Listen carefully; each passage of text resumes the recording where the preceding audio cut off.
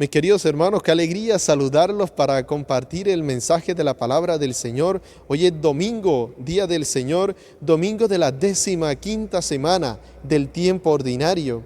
Y hoy la liturgia nos regala un texto maravilloso, el relato del sembrador, la parábola del sembrador, en el capítulo 13 del Evangelio según San Mateo, versículos del 1 al 23. Y es uno de los pocos textos que nos encontramos en las Escrituras en donde el mismo Señor le hace una reflexión, hace una homilía a sus discípulos. ¿Por qué? Porque luego de que Jesús enseña esta parábola a la multitud, había mucha gente y dice el texto que el Señor se subió a una barca para poder enseñarle a esa multitud de gente. Luego de que se fue la gente, los discípulos le preguntaron: Señor, no hemos entendido nada, explícanos de qué se trata esta parábola. Y el Señor le dice: oiga, pero ustedes están conmigo y no comprenden.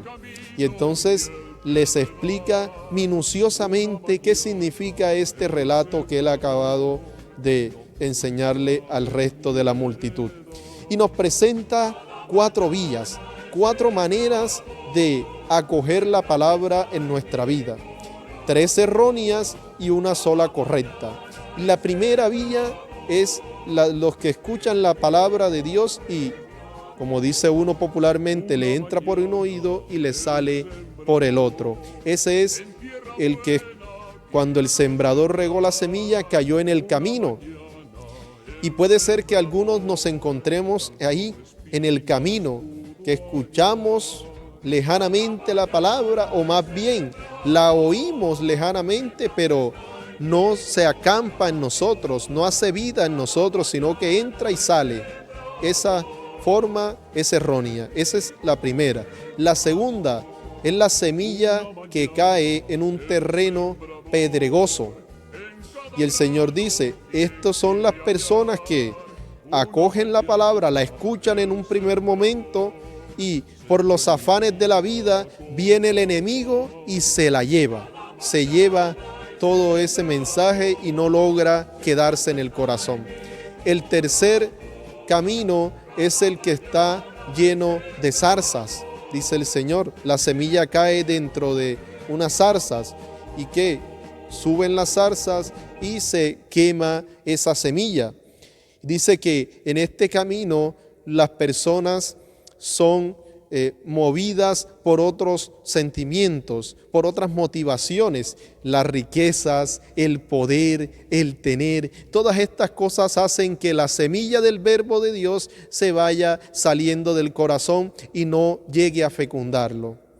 Y por último, el último camino, que es el que todos debemos seguir, es el terreno bueno. Y ahí, cuando cae esa semilla, germina todo a su alrededor, hace el Evangelio vida en nosotros, nos transforma, nos libera, nos cambia, nos renueva. Ese es el terreno bueno. Y dice el Señor, ahí dan frutos de unos del 100, unos del 60 y unos del 30 por uno. Es decir, aunque la palabra se acampe en el corazón, hay unos que dan mejores frutos que otros.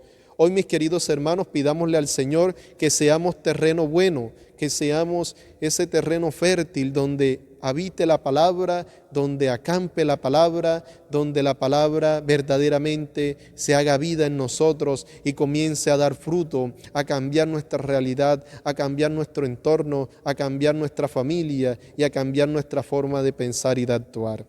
Mi querido hermano, que el Señor te bendiga en esta mañana, en el nombre del Padre, del Hijo y del Espíritu Santo. Amén. Que tengas un maravilloso día en el Señor. Recuerda seguir la Santa Eucaristía por las redes sociales. A la hora que tú la deseas, encontrarás una Eucaristía en redes sociales. No te pierdas ese encuentro maravilloso con la persona de Jesús.